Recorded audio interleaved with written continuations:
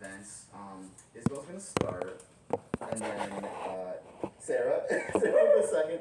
We'll take a short 5-minute break, and then our second half will be Lily, followed by myself. Isabel Zacharias is a writer, musician, and radio DJ. Her debut poetry chapbook, Notes to Next Forever, was self-published in 2018, and a new collection, Borgu, is set for publication in 2024 by Portland's Two Plum Press. She received the University of Oregon Creative Writing Program's Kid Prize in Poetry, and her arts journals and bylines have appeared in Oregon Public Broadcasting, NPR, and others. Her music project is called Baby Tooth, and she's a first-year MFA candidate here at the University of Minnesota. Give it up for Isabel.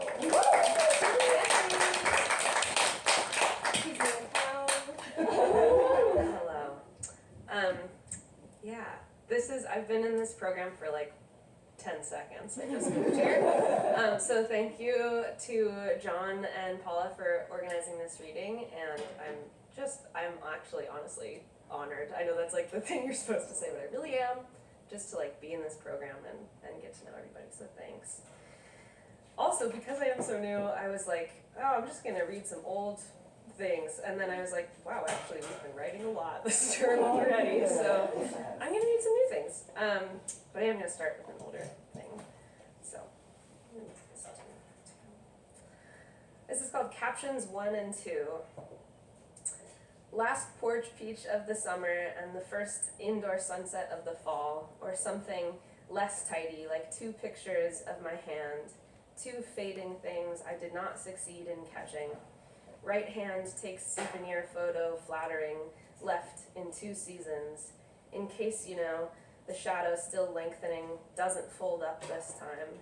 You know that it's just like my dream where a day turns clear and round before I swallow it, ha-ha, like a perfect pill, ha-ha, that I give to my body to forget. Thankful body, I am both forgetter and hands, and prepared to new remember touch peach anew 100 times tomorrow. I touch. I am at prayer to not forget that I pray by touching. Okay? You said, we're different. It will always disappoint you. I know. And the sidewalk's still hot, but the sun gone down, you imagine it, still hot days later. Well, I guess I haven't touched it myself. I guess I can consider it possible that everything's okay, and I am okay with all of it. Or, I never really wrote you back, but please know I knew it, still hot enough to burn me.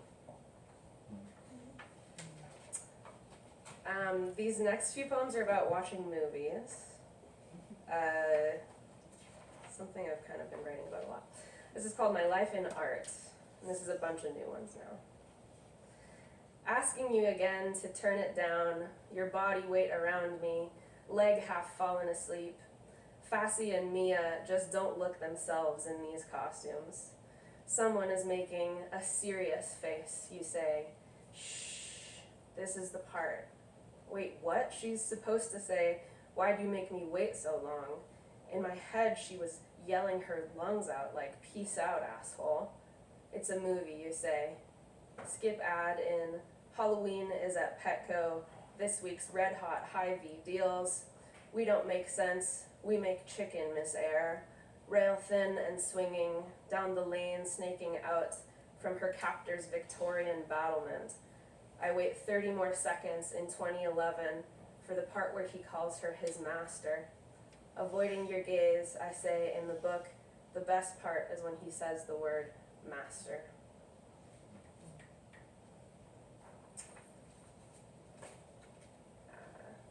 This is from watching a movie called Showing Up, which is this like very slow cinema movie about this like extremely unlikable woman who's getting ready for an art show. She's a sculptor, and the art show itself is like the only scene where people seem to be kind of like engaging naturally, and actually there's a lot of like tenderness and niceness to it. It's a good movie. Also like bad, but anyway. This is called 15 Minutes of Fame. I like this heat, this turquoise shit. I like this shit. I can say shit. This shit is tragic. The clearest I can say tragic. Spilling like it always spills. Opening like it always. Wine spilling wine. This shit's tragic. It spills like sour candy. All along the timeline. All the people come looking. Racked with tragic shit. Rackish eyeballs. Congratulations. You have made eyeballs. Clay-shaped. The people were tragic. Glazed as shit. Heat pressing. Congratulations. You opening back and loosening. You suck. Your spritzing eye. You have turned a day into wine spilling. It's the clearest I can say. It's tragic. I like it.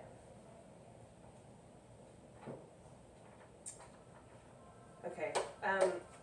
I learned what a sestina was recently because we had to write them in a class. So anyway, but if you're not familiar, it's like basically a set of words that repeats and kind of switches places at the end of each line. So I think you'll know soon which ones mine were. And this doesn't have a title. To justify beginning again, I just began, collected in envelope lavender, side of the road, but an asterisk fell on the address, your showbiz, radicalizing my showbiz, until it was felt, more than when I say partner. I mean, he's my boyfriend, whose partner is gayer and gayer as she ages, but just keeps flattening curls to her skull, soft felt, who plays an adult with her lavender, perfumed shower gel in the big showbiz of enlarging the asterisk. I want to fuck like an asterisk. A dahlia bouquet, my partner.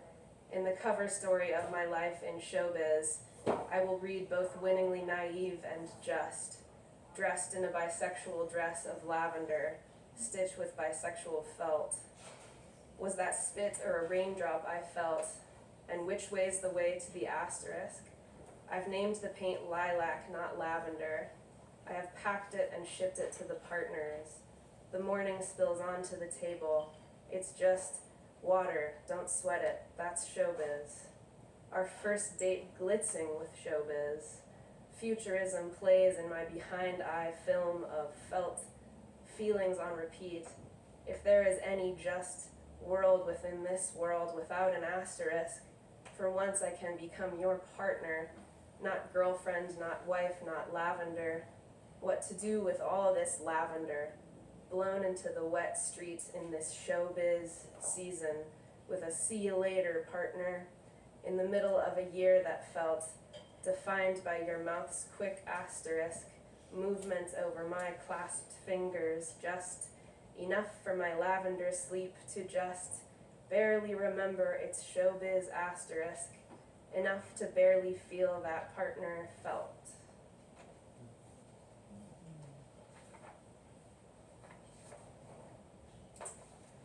And this is another untitled one. God titles the weather self-titled. I describe it to you as individual and vast. I send you the sky, you say flower, flower smiley, fast moving across a whole day without a turned leaf, a sketch of fall drawn by summer.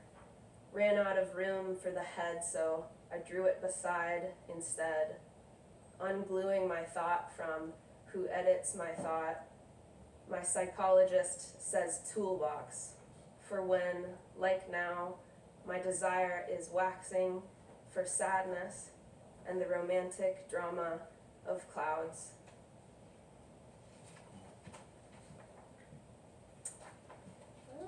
Let me see.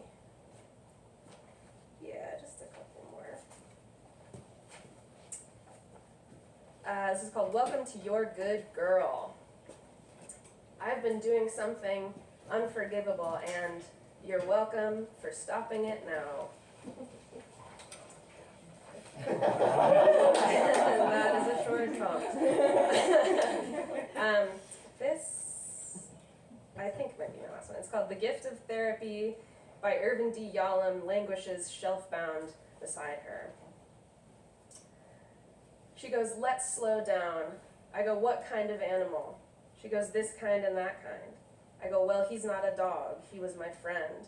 He made promises. I am clawing at my face, the tissues in shreds. I show her its phone gleam startling, its sparkle heart emoji. She goes, might I recommend? I go, I won't go to their wedding. She goes, I don't think you'll be invited. Stop, no laughing. And I go, let me have it. Send me to the circus. Tell me I'm a witch and light me on fire. Put me in the zoo and feed me kibble. Just throw me in the clown car and let me drive. I'm gonna stop.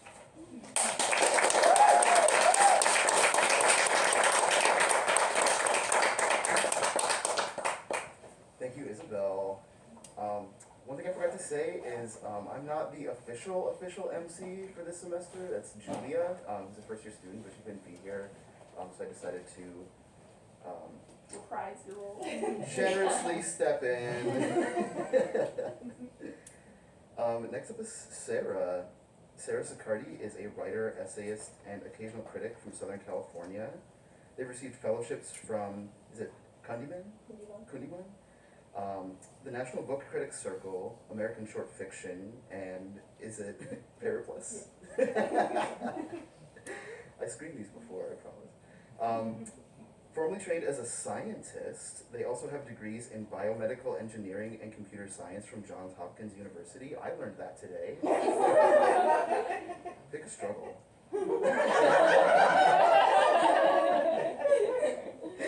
They're an MFA candidate here at the U. Here's Sarah. Hello everyone, it's so good to see you all. Thank you so much, Isabel, for that reading. That was amazing. And thank you, John, for that generous introduction, which I wrote myself. So I'm about to read, also, is this fine, like my speaking? All right, great. I'm about to read a short flash fiction piece, even though I'm technically in the nonfiction department. Yeah, it's called Coming Home, all right? Girls without fathers all look a certain way. Pinched faces, scoliotic backs, hands raised in a perpetual state of yielding. We pity them. We are not fatherless. Our father is far too responsible to kill himself. He does not offer us protection, but the fact of his existence does, that he makes our moms married and ourselves fatherful, tucks bundles of 20s into Bibles he brings back from Asia that allow for a life in this country. We come to believe in our father the way that we believe in God, that he exists, and that he rarely concerns himself with the operation of our lives. So when he comes home one of the few times he does, and we make him angry because we talk too fast, use words he can't understand and refuse him when he tries to kiss our cheeks, he forces bird's eye chilies into our mouths and locks us in the bathroom, and it means nothing, same as always. This is how it's supposed to go next.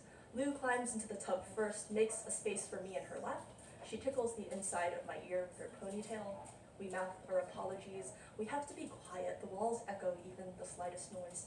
So she holds her hand to my lips to make sure I'm practicing. We swallow the chilies together. The tub forms 3 walls, and Lou is the last, and when she wraps herself around me, she becomes the entire room, and I, the untold thing within it. The first time our father ordered me to eat a chili, Lou wasn't there, and it hurt so bad I cried. The kind of loud, bloated cry that resulted in him barging into the bathroom and forcing another pepper through my pursed lips. The trick, Lou later told me, was not to chew, but to swallow it whole. Then, if you were careful, you could find it a few days later, the taut green flesh intact within the pulp of your shit. Shit, that was the word she used. I loved that she trusted me enough to say it. When our father gives us these coarse punishments, a small part of me is glad because they mean I can be with her. I never used to ask for her permission, but I can see her hands itching for locks, her body pushing outward and upward, outgrowing our tub. Inside the bathroom, in her singlets and terry cloth shorts, I'm waiting for her to wrap her arms around my belly to do what we've hardened from expectation into ritual, but she doesn't. Lou, I whisper. I've had to remind her of things outside before, but never here, never here.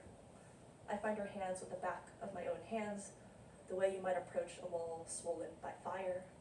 I hold each hand and guide it around my body, hoping she might remember the rest, but she wrenches her hands away. Rachel, don't you think we're getting too old for this? It's as if she slapped me.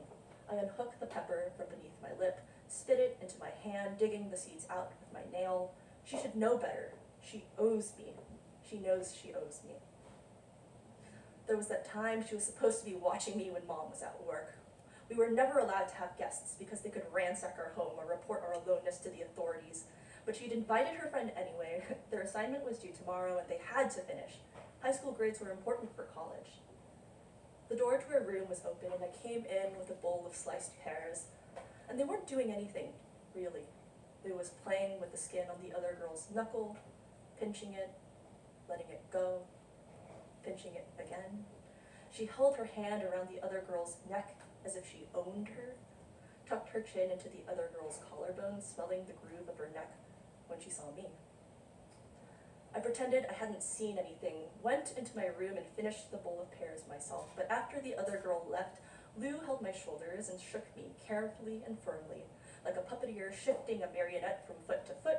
She made me swear I wouldn't tell, wept and scolded and threatened, like she was pretending to be her mom, though if she'd let me speak, she would have known I would have died before I told anyone.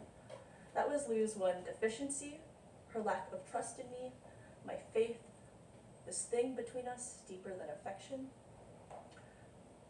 She still doesn't see that I've noticed all the other things, the incognito tabs, the porn downloads in AO3 yaoi fanfic, the way she angles her phone away from me and washes her hands after we touch. She doesn't know I empty the computer recycling bin for her, wipe the fingerprints off her desk when her guests leave. I am not her father. I know how this place works. I've memorized all the same verses. I know what it means to obey a God and to rebuke him too. She'd imagined I was someone I was not. And here in the tub, I feel myself becoming her. I want to smash Lou's glasses, cut her hair with my teeth, and bite her earlobes off. Mostly, I want to remind her of what I saw, what I could do with that knowledge. But instead, I cry in the same silent and precise way she taught me to. And she sighs, reels me back in. I used to think I could see my future in my sister's face. Now when I turn to her, I still see the future, but stripped of all its pretension. That she will one day go someplace else, that she will leave me to bear this house alone.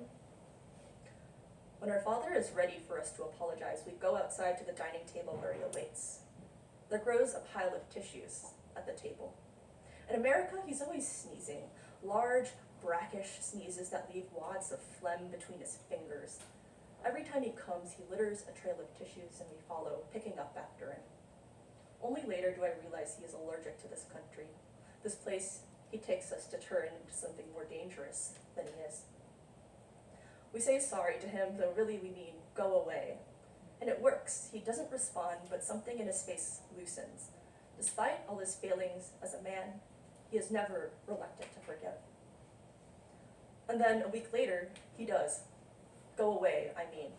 Goodbye, Lou mouths to me as he slams the car door, dragging his suitcase into LAX. We press our noses into the window, wave at his heaving back. He doesn't turn to look at us. Lou climbs into the front seat of the car to take her rightful place by your mom. We will not miss him. And though we cannot speak for our father, we are certain he will not miss us. Lou has turned on the radio, her voice in my ear, her face still somewhere near my face. It's light outside, and they're singing, and it's coming from me. From the back seat, I wrap Lou's hair around my hand like a leash, and for now, she lets me.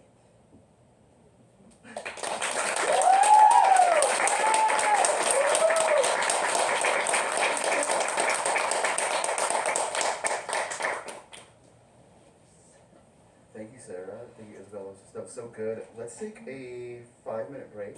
We'll come back at 5:32. How was it?